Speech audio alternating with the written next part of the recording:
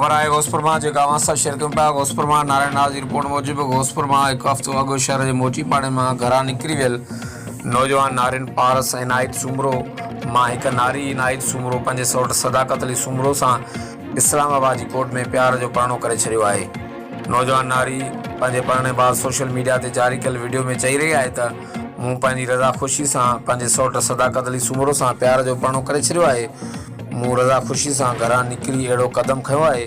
ॿिए पासे नारी जे वालिद दाईंदे चयो त मुंहिंजे माइटनि शहर जे हिक बाअसर माण्हू सां मिली भगत करे मुंहिंजी ॿिन्ही नौजवान नारियुनि खे वर्गला इस्लामाबाद मोकिले खेनि ज़बरदस्ती कोर्ट में परणाए छॾियो आहे, जंहिंजो इतला मूं घोसपुर थाणे ते बि ॾिनो, पर पोइ बि मूंसां ज़्यादती कई वई। मुतासिर वालदेन एसएसपी कश्मीर कंदकोट खां मुतालबो कयो त मुंहिंजी ॿिन्ही नियाणियुनि खे तुर्त बाज़ियाब कराए असांखे तहफ़ुज़ ॾिनो वञे ऐं वाक़े में मुलज़ जवाबदारनि ख़िलाफ़ सख़्तु कार्रवाई करे मूंसां इंसाफ़ कयो वञे।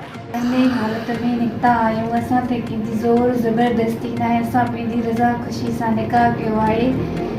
एसपी कश्मीर खां असांखे मुतालबो कयो वञे त असांखे पंहिंजे घर वारनि खां ख़तरो आहे।